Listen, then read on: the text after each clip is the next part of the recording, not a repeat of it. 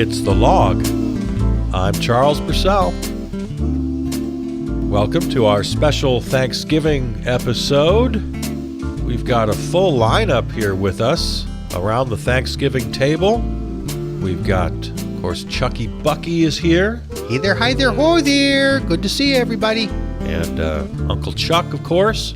Well, hello there, Charles Purcell. Happy Thanksgiving. And from Scenes from a Perfect World, we met them in person just a couple of weeks ago on our Halloween program, and that's Baco. He's here. Hello, Baco. Hey, man, how's it going? Thanks for having us.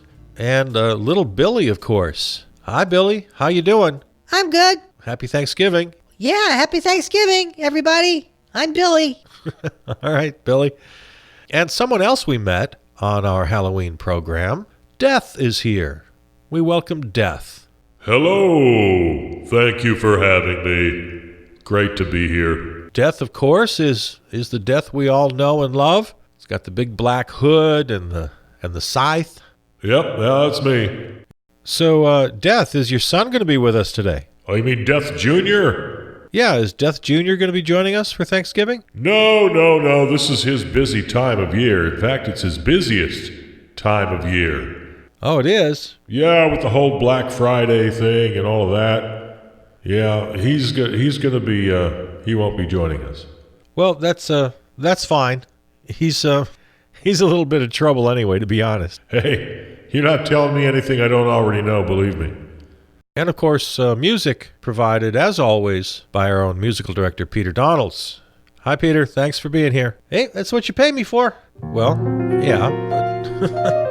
So, this is our Thanksgiving program. We've got a nice meal coming up we're all going to share. In fact, as we begin the show, maybe you guys want to help out here, getting the table ready? Oh, sure. Looks like we need some more chairs around here. Yeah, there's some in the green room. Why don't you go ahead and grab those? We'll all gather around the table. Geez, it's kind of small in here, but I guess we'll all fit. Yeah, well, we all had to be in the studio since we're doing a show. Oh, no, I get it. Sure, okay. Go ahead and help yourselves to some drinks and appetizers while we set up here. Baco, you want to be the bartender? Okay, man. I see you got it all set up over here. Yeah, just find whatever you need, whatever anybody wants. Help them out. Okay, man. What should I do? Well, tell you what, Billy. There's all the silverware is downstairs in the kitchen. Why don't you go and just grab the whole tray and bring it all up, okay? Okay. Here, I'll put the plates around here. Jeez almighty. Not one of them matches. No, I'm not really into that. All the glasses and plates and silverware and everything is pretty hodgepodge. Well, that's very trendy of you. Well, eclectic, I think they call it. The eclectic style. Everything's mismatched. Yeah, but in my own defense, I've always done it that way. It's all thrift store stuff. That's all I ever buy. Oh, okay. All right then. Well, you're trendy anyway. Okay, good. Maybe my clothes will be trendy someday. I doubt that. Yeah, you're probably right. What can I do to help? Oh, I don't know, Death. Looks like everything's under control here. Maybe when it's time to carve the turkey, you got that nice big blade of yours. Oh, sure, that'll be fun. I'd enjoy that. Oh, that's a real honor to cut the turkey. Oh, how does he rate? I don't know. Just Chucky Bucky, you want a beer? Thanks. Uncle Chuck, what can I get you? Oh, beer's good. So you guys been watching the impeachment hearings? Oh, sure. Absolutely. Started out with the ambassadors. Of course, Yovanovitch made a big splash with her testimony. Oh, yeah, she was good, all right. Oh, goodness.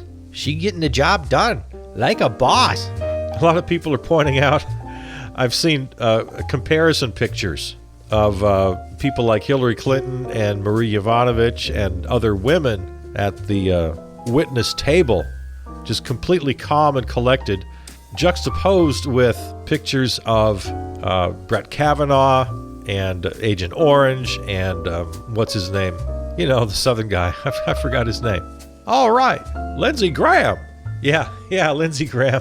When he just lost it at the Kavanaugh hearings, and the caption is something like, "Oh, women are so emotional." All right, yeah. Yeah, this impeachment thing's going to happen. We've been calling for it here for what?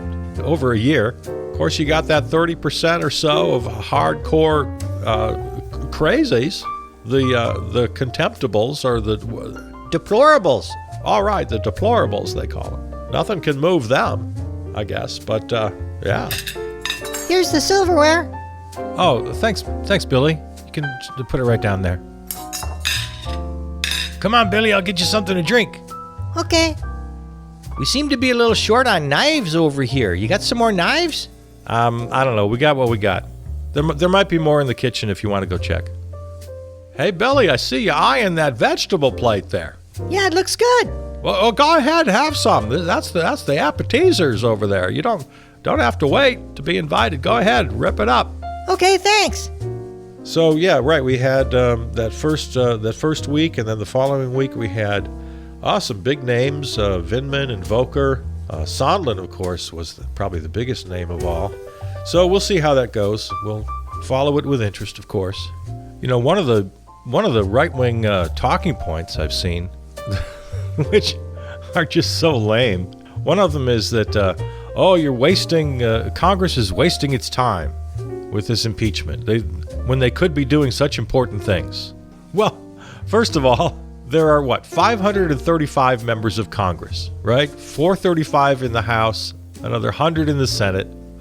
There are over 200 committees and subcommittees. They're all doing their work every day. They get up every day and they do their work. This is one committee in the House, the House Intelligence Committee right now, with a handful of members, and they're doing their job. So everybody's doing their job. Nothing's being held up. Well, except, of course, from Mitch McConnell is holding everything up. Right. I think we posted on the Facebook page recently, I don't know how many literally hundreds of bills have been presented and passed by the House Democrats just to sit on Mitch McConnell's desk. Right, and they weren't just any bills. They were like good stuff about healthcare and high prescription drug prices and about guns and about, just all sorts of good stuff that Mitch McConnell won't even bring up at all. So if there's anything not getting done, it's not for lack of trying, right? Well, right. You're listening to The Log, Thanksgiving special. Got everybody here today.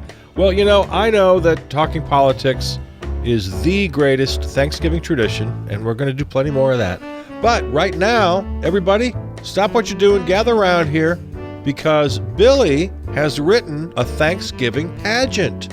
Yeah, so while the turkey's still got the last couple minutes here in the oven. So you got a turkey going in there, huh? Yeah, I know a lot of us are vegans here, but I do have a turkey for those who want it. So that'll be ready in just a little while. We've got it timed pretty well. I brought a roasted cauliflower for those who don't want the turkey, man, okay? Oh, yeah, that's great. You know what? We should go ahead and put that in the oven and let that warm up, and we'll all be ready at the same time.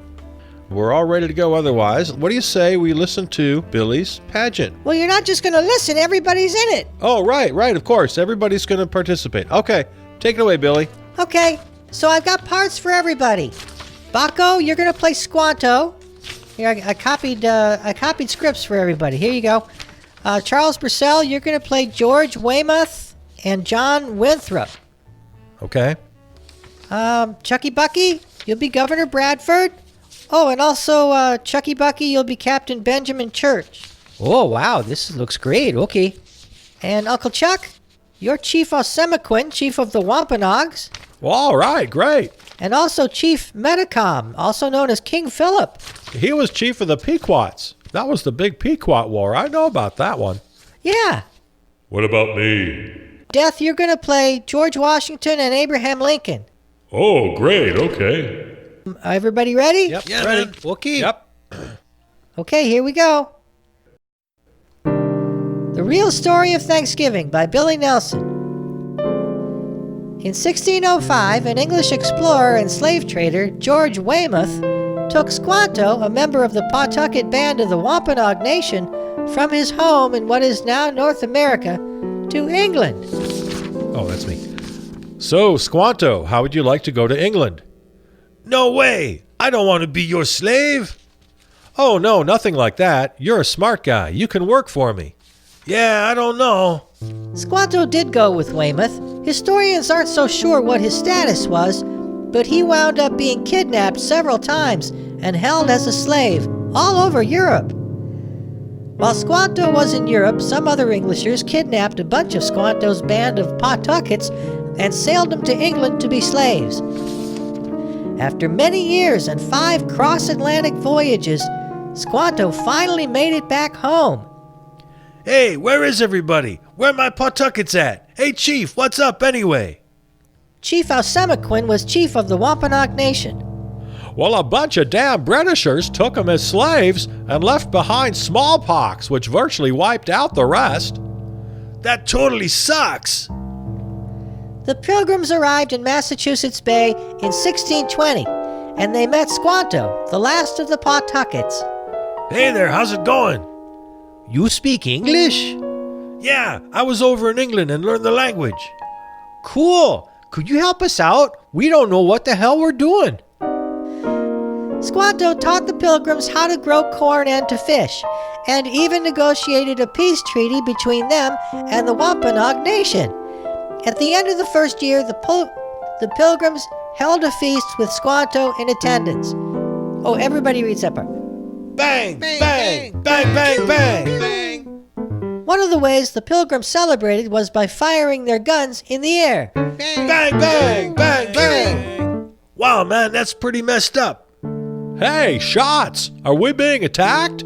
We better check this out. Chief Alsemaquin took about 90 Wampanoags to investigate.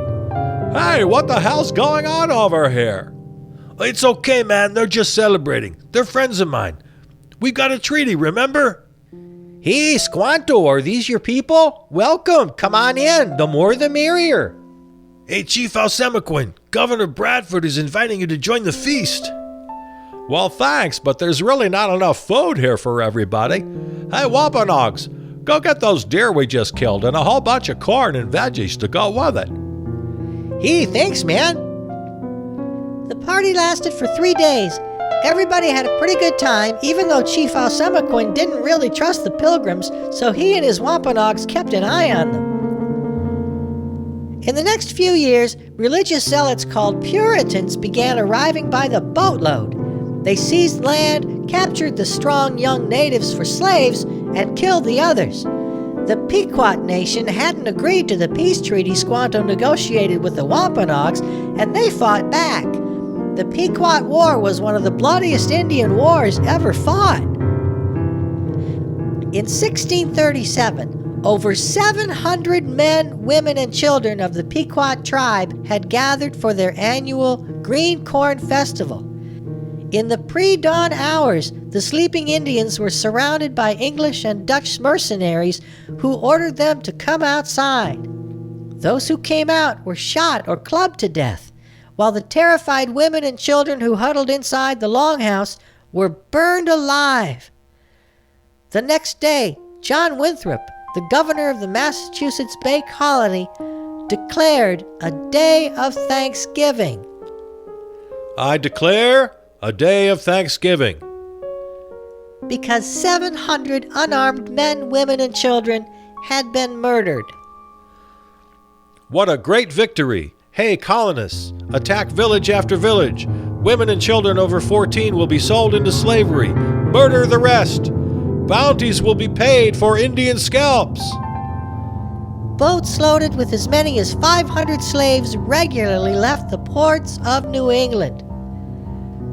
Following an especially successful raid against the Pequot in what is now Stamford, Connecticut, the churches announced a second day of Thanksgiving to celebrate victory over the heathen savages. During the feasting, the hacked-off heads of natives were kicked through the streets like soccer balls. Even the friendly Wampanoag did not escape the madness.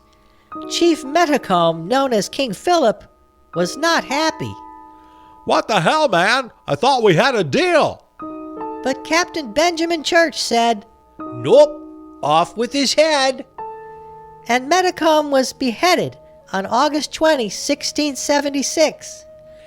Impale Metacom's head on a high pole for all to see, so they may fear us.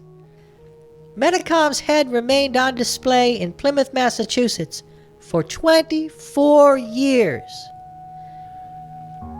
The killings became more and more frenzied, with days of Thanksgiving being held after each successful massacre. During the rest of the colonial period, there were a whole bunch of different so-called Thanksgivings. In 1789, after just a few months in office, George Washington declared a one-time National Day of Thanksgiving.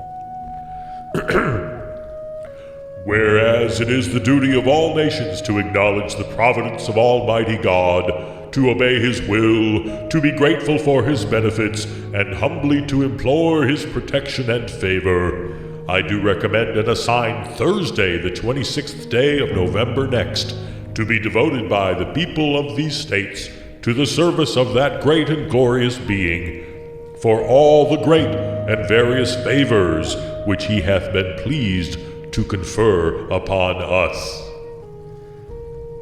So basically, Thanksgiving is about thanking God for being on our side when we kill people. During the Civil War, October 3rd, 1863, in an effort to unite North and South, Abraham Lincoln decreed an annual Thanksgiving Day to be a legal national holiday. I do therefore invite my fellow citizens in every part of the United States to set apart and observe the last Thursday of November as a day of thanksgiving and praise to our beneficent Father who dwelleth in the heavens. To this day, at noon on every Thanksgiving Day, hundreds of native people from around the country gather at Coles Hill, which overlooks Plymouth Rock, for a National Day of Mourning.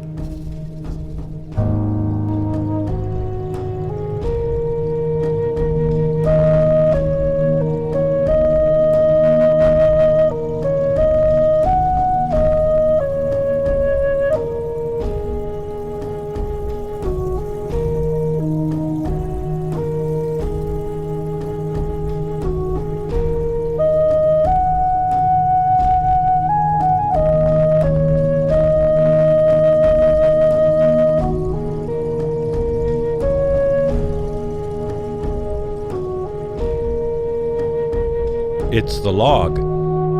I'm Charles Purcell. This is our special Thanksgiving program. We just heard little Billy's Thanksgiving pageant. That was really good, Billy. Thanks.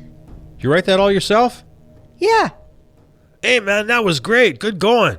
Was it really that brutal? Holy gosh, that was terrible. I'll say it was. Yeah, it was pretty awful. Say, Death, what's the deal anyway? How can you be so mean to people? Hey man, it's not my decision. Well, sure it is. You're the one. You told us that you and your writers get together, decide how people are going to die. You even have fun with it. Sure, we have fun sometimes with accidental deaths and things like that. Guy slipping on, a banana peel or something. But no, when it comes to murder and war, that's not on me, man. That's on you guys. We don't have anything to do with that. That's totally unnatural. We're in a natural death. Oh, well, okay then. All right, so you're still our friend. Well, I hope so. Okay, Death, you're good. Don't worry. We still love you. Well, we are all set to go here. The turkey is carved. Thank you, Death. Oh, my pleasure, my pleasure. The table's all set. The food is all put out. So everybody go ahead, gather around the table here. Find an empty seat. We got everything out and ready. Here's the big plate with the turkey. It's also got the stuffing and the mushroom gravy there is in the bowl. And I got my green bean casserole. That's what I brought for you. I hope you like it. It's my mother's recipe. Mother's recipe right off a can of soup. Oh, come on now. Well, I brought pickled beets. Everybody loves pickled beets, right? Uncle Chuck, nobody likes pickled beets except for you. Well, all right, more for me then. I brought cranberry jelly in a can. I bought it over at Sunrise Groceries on the way over today. Are they open? Well, sure, they're open 365 days a year. You can always count on Sunrise Grocery. Yeah, that's right, they are. 365 days. Every day, 9 to 9. Cranberry jelly in a can. We're trying to do organic, natural, local stuff here. Oh, well, I'm sorry. I just really love cranberry jelly in a can. Well, okay. Billy, what did you bring? I brought roasted Brussels sprouts. They're my favorite. And Baco, you really outdid yourself. Oh, yeah, man. Got some sweet potatoes, some cream cheese pumpkin pie for dessert. Of course, the roasted cauliflower I told you about. Wow, oh my goodness, that smells so good. Roasted cauliflower, how do you do that? Oh, you know, just roast it up with a little chili powder and garlic and onion, some cumin in there, salt and pepper, you know, some cilantro, red onion. It's just pretty standard, but it's pretty good. So is that a Hispanic recipe then? Yeah, well, it's a Mexican recipe, if that's what you mean. Well, I'm sorry. I hope I didn't offend anybody. No, of course not, man. Oh yes, that's the whole thing now. People don't seem to understand the difference between Hispanic and Latino and Latina. And there's the whole Latinx, or how do you say that? Oh yeah, Latinx or Latinx. I'm not sure. I've heard it pronounced both ways. I think it's probably a pretty good idea. Yeah, I suppose so. But then again, I'm not Latino. I think groups should identify themselves. So it's up to them. And also, it's kind of a natural thing. You can't force that kind of thing on anybody. It either catches on or it doesn't. And again, it's not for non-Latinos to even weigh in. I mean, I'm fine with whatever they want to do, right? So, Baco, do you like the Latinx or do you use it? Yeah, Latinx, man, I think it's cool. But I can see, man, some of the older people, they don't like it so much. You know, it's a generational thing. Most younger Latino and Latinas like it okay. And a lot of them use it now. It's catching on, but we'll see. Like you said, over time, we'll see if it catches on or not. So what is the difference between Latino and Latina? Well, it's a gender thing, man. Latinos are men and Latina is women. Oh. So what's the difference between Latino, Latina, and then Hispanic? Well, Hispanic, man, that refers to people who speak Spanish, or they're descended from Spanish-speaking people, right? Latino, that's more of a geography thing. That's when your people came from Latin America. Oh, that's easy to remember. It should be, but people still get it mixed up. Oh, we forgot the rolls. Billy, you know what? There's a basket of rolls right behind you. Would you get those and pass them around? Sure. Thanks. Are they whole wheat? Oh, there's a variety of rolls in there. Cool. Here you go. Well, thank you, Billy. Thank you. Hey, thanks, Billy. Sure. Say, speaking of gender, Were we speaking of gender? sure, with the whole Latino-Latina thing. Oh, right. Yeah, okay. So I was a little bit upset this week. I saw something really, really sad on my social feed. I've got a friend who's very, very conservative, very, very Christian, and she posts things online that are quite disturbing sometimes. But I know her personally. She's a good person, but and I don't know if any of you have relationships like that, but she's really just way off base. Well, the thing is, when I first met her, her daughter was just about, 11 or 12 years old, maybe, just a kid. And I in my smug kind of liberal way, I just sort of assumed that the kid would grow out of it. The kid would rebel at some point and not follow with these really kind of bigoted right-wing Christian beliefs that her mom had. I kind of assumed the best for her. Well, now it's many years later, and this girl she's like 19 years old now, and I saw that she posted a couple things on Facebook that just really upset me.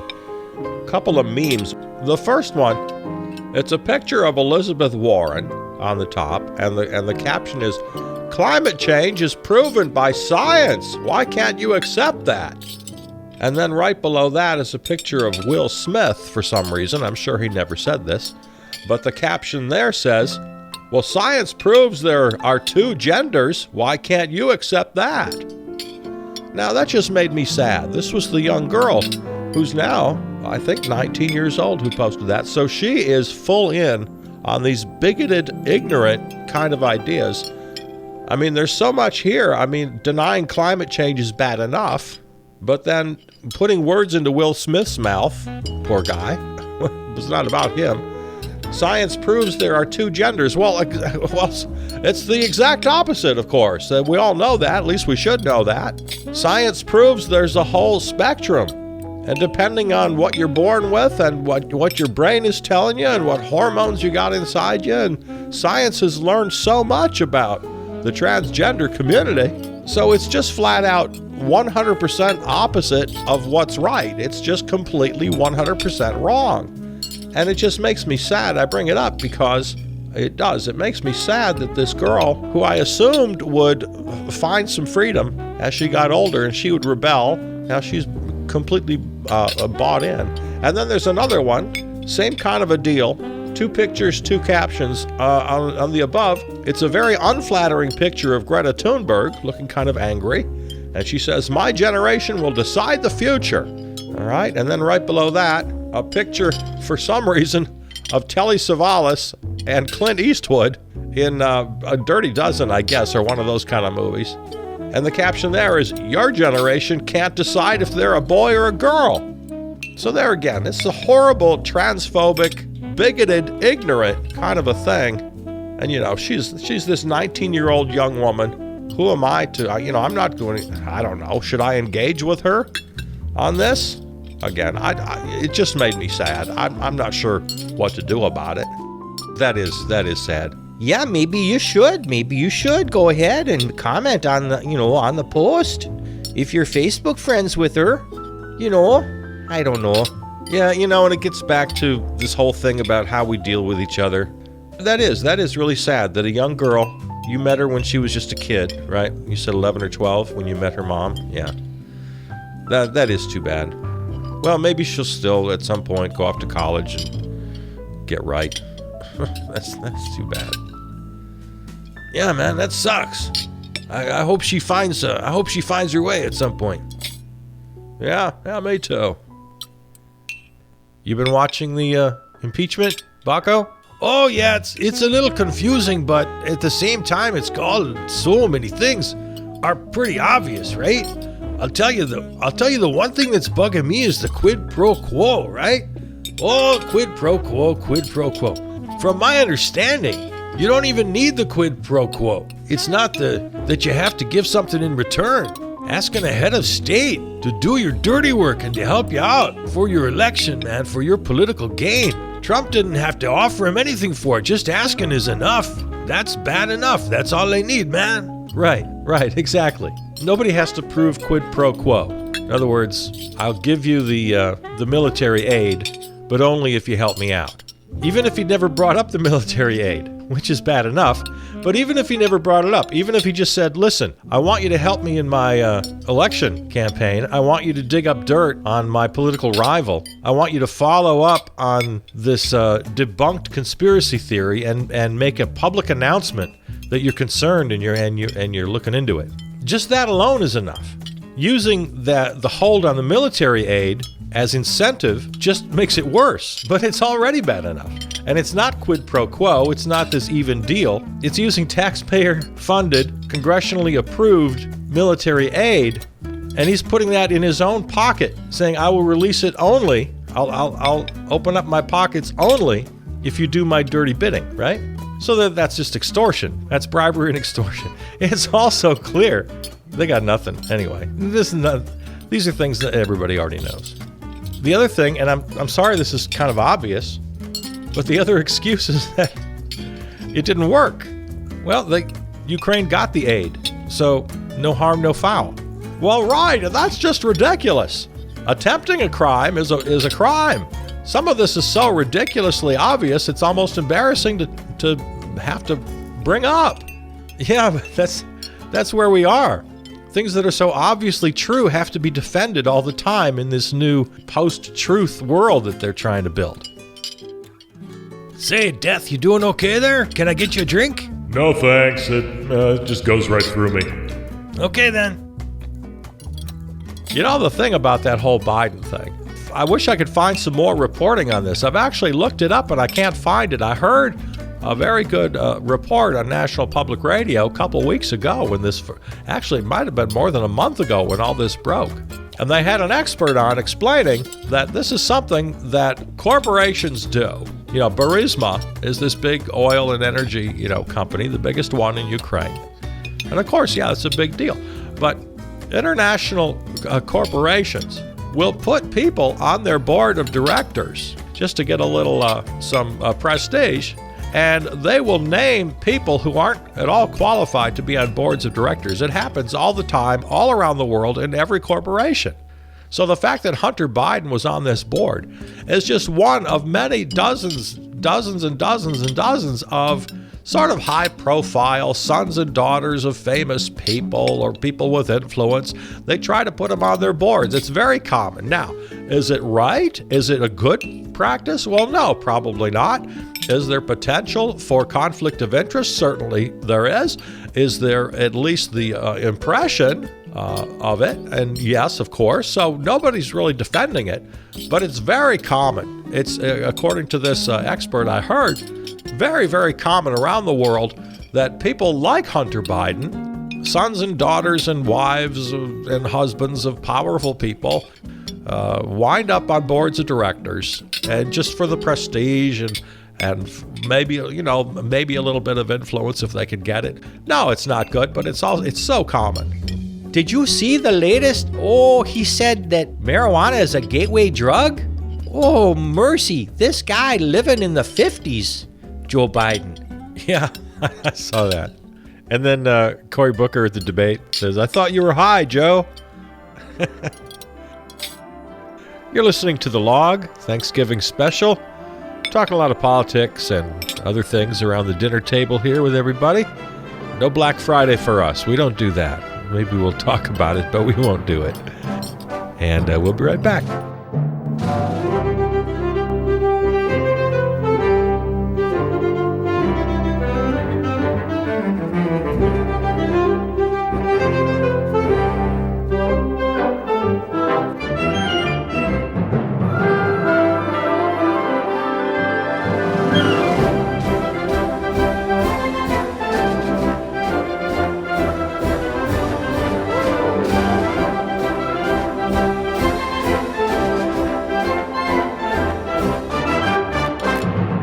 It's The Log, Thanksgiving special. I'm Charles Purcell with the whole gang here around the dinner table, talking politics and more.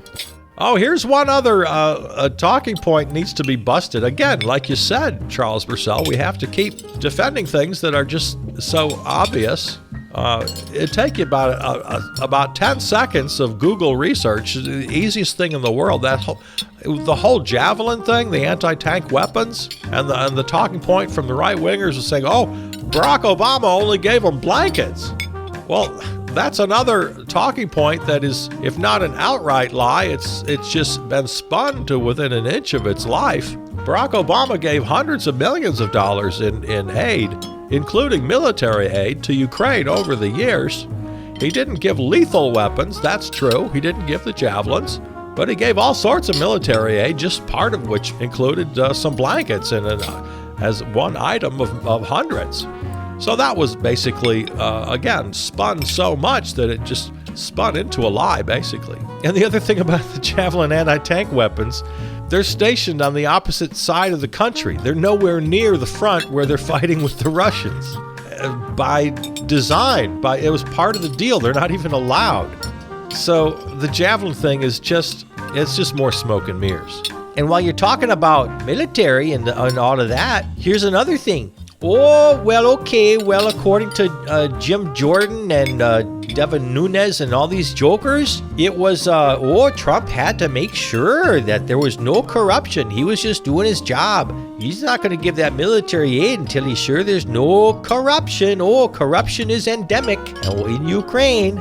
But the whole point of electing this new guy, the Zelensky guy, that was what he ran on, to work on getting rid of the corruption. And according to Agent Orange's own Pentagon, he's the commander-in-chief, his Pentagon signed off saying that Ukraine was doing everything they could and they're making great progress in the whole corruption thing. Well, sure, it's certified by law. So they signed off on that component of the deal. It's DOD certified. That say, okay, well, we can't give you this military aid and the Javelins unless you're not corrupt or you're working on it, making progress. And they did. They signed off. They said, okay, you're on course. You're doing the right thing. So, yeah, when they say Trump withheld this because of corruption, well, it's just another lie.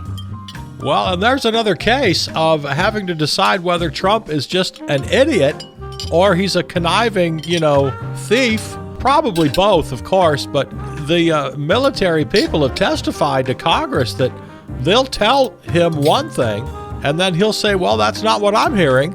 And, of course, what he means by that is what he's hearing from Rudy, who he and his two little henchmen kind of working their own deals there.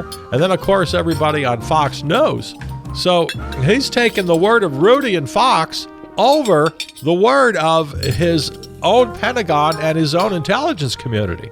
So like I say, you always have to decide with Trump, well, is he just an idiot or is he a con man? Well, of course, he's both. And, there's that. Yeah. And as far as impeachment goes, man, they got, like we've said many times on this program, they got 100 different ways to impeach this guy, 100 different reasons. And the Roger Stone case obviously just ended. He's going to be sentenced to jail. That told us a lot more about Trump's interaction with Stone and his knowledge of the WikiLeaks email dumps and the timing. They knew it came from Russia, and they knew about the timing of the dumps right before the election. And so if Congress wanted to, and they probably won't, but they could go back to Mueller and find all sorts of things. Well, sure. I mean, Trump is an unindicted co-conspirator of Michael Cohen, who is in jail for the whole, money to Stormy Daniels and the payoff and all of that. And Trump is right in the court documents as an unindicted co-conspirator. And Congress is just too chicken little to impeach at the time. Well, sure. And he had, Mueller had 10 different instances of obstruction. From the firing of Comey first there was the pressure on Comey to let the Flynn thing go, right? That whole thing. And then there's the Don McGahn, who was ordered by the president to intervene and talk with Jeff Sessions, the attorney general, and stop him from recusing himself, which Don McGahn didn't do, of course. Again, failing to complete your crime doesn't make it any less of a crime. And then, like we said, the firing of Comey itself, and then laughing about it with the Russians, and then McGahn again, who's directed him to have Mueller removed, and again he fails. Oh, and the whole Don Jr. meeting, he knew about it beforehand. We all know it, and we know that he lied in the press statement, that he actually wrote and edited that statement that Don Jr. made and lied about that. Oh, and back to McGahn again. McGahn is all over this thing. Trump ordered him to lie about a New York Times story. You go correct that story. And the witness tampering and intimidation, which continues today, goes back to Flynn and Manafort. But now, just a couple weeks ago, we had the threatening tweet while Yovanovitch was testifying. Oh, my goodness. And if you wanted to, like we said, there are 1,000 reasons to impeach this guy. Illegal acts, just all over the place, from the Muslim ban, stealing money for the wall, putting kids in cages, the whole immigration thing. And you didn't even mention emoluments. There's the emoluments clause. He broke the law like 1,000 different ways. He's got emoluments coming out of his ears. Hey, Baco, this cauliflower is good. Thanks, Billy. Pass me some more of those pickled beets, would you? Oh, you and your pickled beets. Sure, if you pass me some more of the green bean salad. This turkey sure is good. Did you get this locally, Charles Purcell? Oh yeah, of course. Everything's local. So has he pardoned a turkey yet? What's that? The president pardoning a turkey. I gotta know which one to kill and which one to leave alone. Oh, are you in on that too, Death? You even turkeys? Oh yeah, we do it all. I don't know. Has he done that yet? I guess so.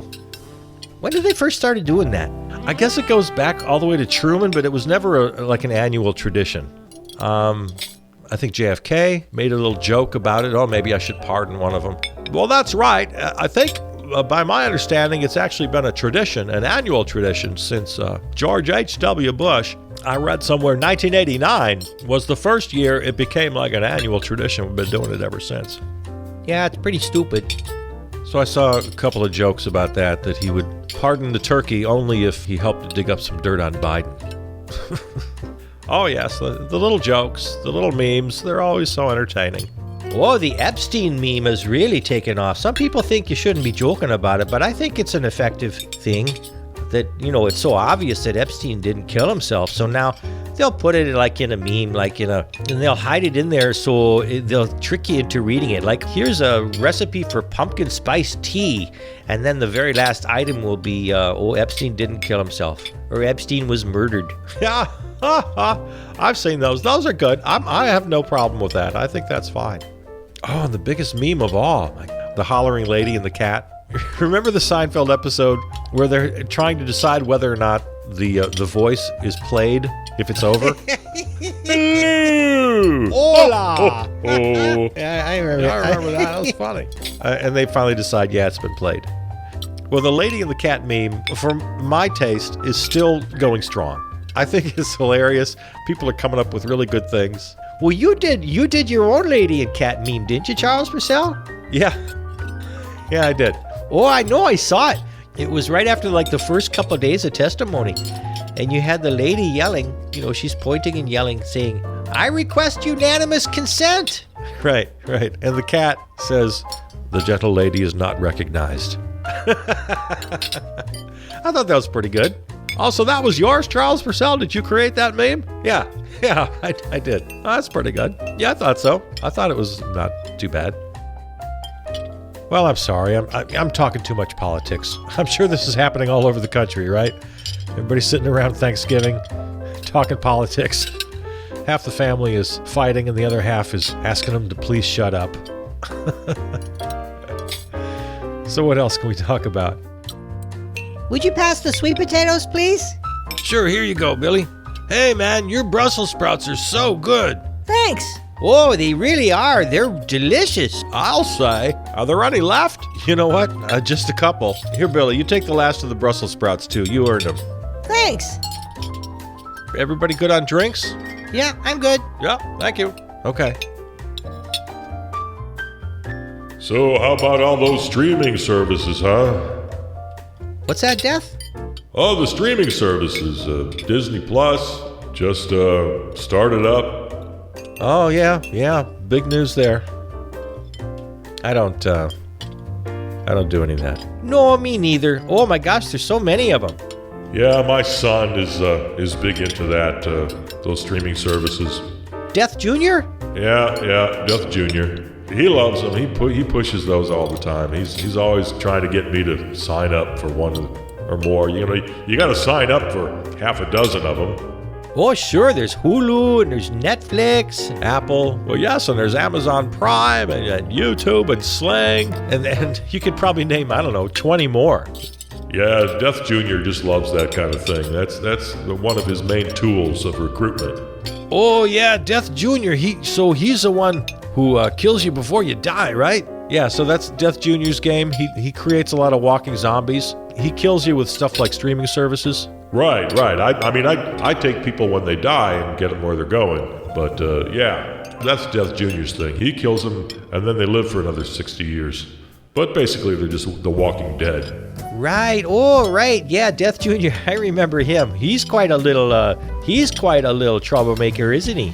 Oh, my goodness. So, Billy, you've been hanging around with us now since Halloween. This must be kind of different for you. What do you think? What do you think of our world here? Not so perfect, I guess. Oh, it's okay. But there is one thing. Yeah? Why do people holler all the time? Holler? They're just always hollering. Like Jimmy Fallon? Oh, The Tonight Show.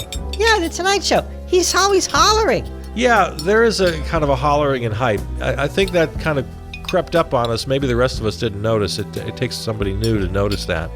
I'll tell you where there's so much hollering too is on the story slams. I went to a story slam recently and it was so annoying. They got to be hollering all the time. That's just how people talk in public now. You mean they were hollering their stories? No, not so much the storytellers, but the host before the show, and then introducing everyone. It's always, oh, let's hear it again for so and so, and then everything's got to be so loud and crazy, and they're hollering, oh, welcome to the Story Slam. It's like, is this necessary to be hollering all the time? I'll tell you another place where it's just gotten completely out of hand is I went to a Packer game this year. And of course you're going to holler at a game. They've been doing that ever since there's been football. But I tell you what, I challenge you to go back and watch a game from the 1960s or 70s, 80s, even the 90s, and you're not going to hear the constant hollering. It's like you're just expected now as a person in the stands. It's your duty. It's incumbent upon you, and people look at you funny if you're not hollering constantly. You just go, ooh, oh, it just never ends. You're right, little Billy. The hollering and the hype in today's world. Don't know why people have to be so loud. Yeah, that's what I was thinking. It's kind of crazy. Hurts my ears. Yeah, you're right. There's too much hollering in the world. So I had this idea. Okay, Chucky, what's your idea? I had this idea for a VR thing, virtual reality. I don't know, maybe somebody already came up with this, but I've never heard of it. I think this would be a really great app to have. Okay, so here's how it would work. On one side of the app, you got a person who's traveling someplace interesting. Say he's at the Louvre Museum, right? So he's got this just little like body cam, that cameras that shows where he is, and he just logs on to the app, and now he is your tour guide, right?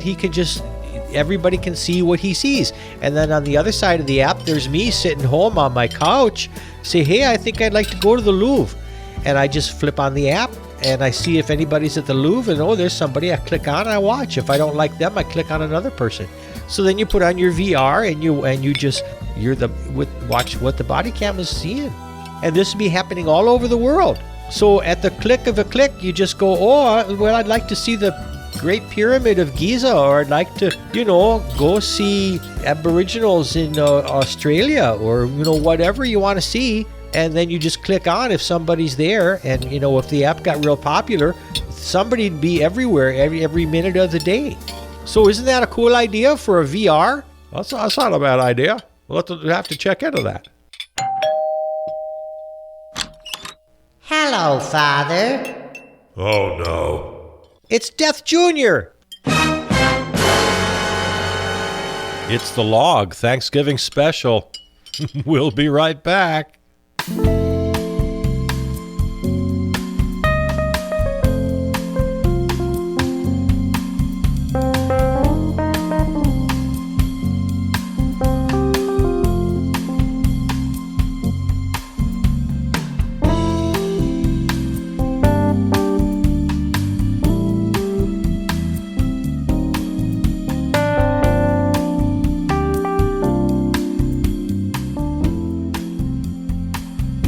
It's the Log. I'm Charles Purcell, and this is our Thanksgiving special. And we just had an uninvited guest. Hello, Father. Oh, no. It's Death Jr. Hello, son. Well, what are you doing here? I just wanted to share in your holiday camaraderie. Then I thought I'd take you all out shopping. Nobody here wants to go shopping. Get out of here, Death Jr. It's okay. Pull up a chair, Death Jr. There's plenty of food to go around. Thank you, Charles Purcell. Mind if I turn on the game? Death Jr., turn off that TV. Come on, it's football. They go 5 wide here, Tony. Seriously, give me the remote. But it's the Cowboys, America's team. You all love the Cowboys. We hate the Cowboys. Love, hate, what's the difference? It's the passion that counts. Just look at those cheerleaders. Come on, Death Jr., turn off the TV and pull up a chair. Here, have some pickled beets. But it's Tony Romo. Killing it usually means emotion and a run out wide. You love Tony Romo. I do love Tony Romo.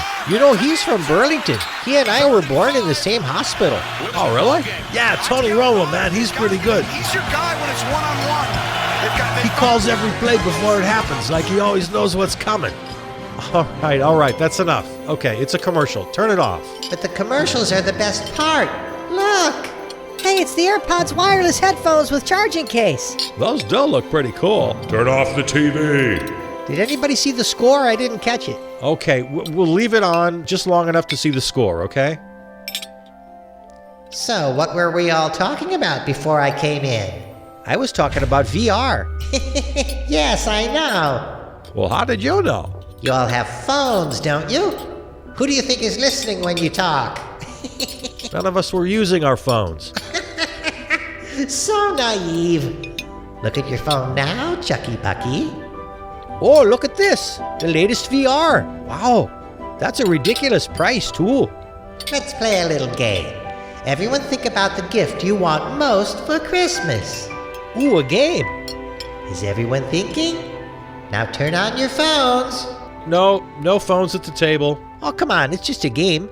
Hey, man, smart speakers. Infrared laser tag. The Apple Watch Series 5. This year's hottest gifts. Oh, it's from Wired. I'll click on that. And an electric scooter. How does it know? Look into your phones. Look deep into your phones. I want to be best friends with Tony Romo. Hey, wait, Buck, where are we? Well, what happened? What's going on here, man? We're here. Black Friday. But it's not even Friday yet. Okay, then Black Thursday. Black Thanksgiving. See that guy over there? He's been camped outside of Walmart since Tuesday for the Thanksgiving doorbuster sale. Look, the doors are just about to open. The crowd can't wait. They're surging. They're busting down the doors. Why do you think they call them doorbusters? It's a stampede. Hang on to each other, everybody. We're being pulled in. Oh my gosh, that old lady's getting trampled. Whoa, that kid just puked on me. Fight! Fight! It's a fight! They both want the last Baby Shark video game. Don't worry, guys. There's also Baby Shark dolls, Baby Shark toys, Baby Shark t-shirts, Baby Shark boots. Hey, I got some nieces and nephews that love this stuff. Even Baby Shark phone grips. Eyes out wide. They've got to get an easier guy when it's one-on-one. Oh, look, Tony Romo just predicted another play. What's Tony Romo doing here? Tony Romo is everywhere. He saw what you saw, Tony. They're going to run this ball. Got to sell out. Hey, check it out. The Nintendo Switch Lite is only $200. Look, everyone. 100-inch smart TV.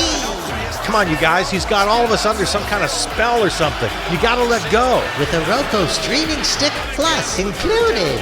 He's right. Turn off your phones. And for the love of God, turn away from the TV. Don't look at it. Shut your eyes and don't look at it no matter what happens.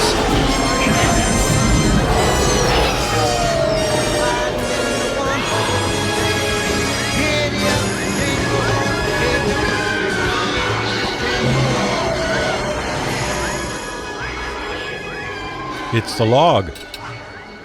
I'm Charles Purcell. We're just finishing up our Thanksgiving dinner here. And while we're still gathered around the table, I'd like to go around to each of our guests and have each of you tell us what you're grateful for, what you're thankful for. Musical director Peter Donalds, let's start with you. Oh, okay. Well, I have social anxiety, so I'm grateful for my piano and my guitar as kind of a buffer between me and everything else. It's really something I need. So I'm grateful for my guitar and my piano, and thanks to you for always letting me work instead of just being a guest, which I would hate. Okay, very good. Chucky Bucky, what are you grateful for? Well, I'm grateful for all you guys, and I'm really, thanks for having me and being on the show regular. And I'm thankful for my folks up in Wausau. They're still both doing really good. Going to go up and see them this weekend. And you know what I'm really thankful for this year? I'm thankful for the deep state. At least that's what the Trumpers call it. What it really is just this whole, thousands of civil servants working in the government. And thank goodness they're there. They're the real professionals. And, they're the ones making things go, at least as bad as things are. Imagine how worse they'd be if these hoo-has that we elect were really, just pulling all the levers. So thank goodness for the so-called deep state. I'm grateful for them this year. Okay. All right, Chucky Bucky. There's Chucky Bucky. Baco, from Scenes from a Perfect World, our new friend Baco. Thanks for having me and for adding me and Billy to your little family here. I look forward to doing more shows with you, and, thanks. I'm thankful for that. Okay, and the aforementioned Billy, also from Scenes from a Perfect World, our new friend. Billy, what are you thankful for today? Oh, I don't know. Thanks for the food, I guess, and for being nice to me. I'm grateful for my dad and my grandpa. Say, that's right. Shouldn't you be with them today? No, we don't really do Thanksgiving.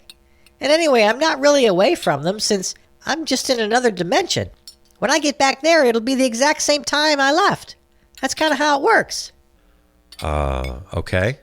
Don't really get that. Death, you probably get that. Oh, sure, I get that. So, Death, what are you grateful for? Well, I'm grateful for all of you taking me in and accepting me. So many people are afraid of me and don't want me around. Well, it's just great to hang out with you all and be a part of your life without everybody freaking out. So thanks for that. That's very touching, Father. Well, what I'm grateful for... Shut up, Death Jr. Okay. Uncle Chuck, you're next. Well, I tell you what, I've written a little Thanksgiving poem, so if you'd all like to hear it, sure. Yeah, man. All right. Thanksgiving comes and goes again, with warmth of hearth and friends and kin. As bad as things can be, and are, it's good to take a break. Recharge for battles to be fought and won, and even those that are never done. For we continue to persist, to know that we must all resist, though not in scorn or useless hate or fantasies of being great, but rather love the righteous cause. And on this day, we dare to pause, grateful for our gifts and health. Until that day, all share the wealth. Thanks, Uncle Chuck. I'm grateful for all of you here around the table. Thanks for coming today. I'm grateful to all the folks who tune into the log every week, and especially to you for listening today. Happy Thanksgiving.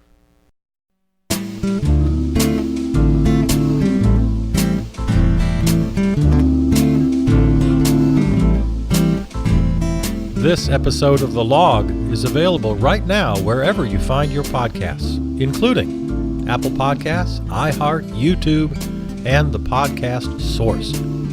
Enter Charles Purcell Presents in the search window. Or best yet, go to charlespurcell.com. There you'll find this and all the other series in the podcast family. Follow, comment, and contact me on Facebook and Twitter. Thanks to our flagship terrestrial station, River West Radio, riverwestradio.com. Theme music composed and performed by Peter Donalds. From the New Arts and Media Studios in Milwaukee, I'm Charles Purcell.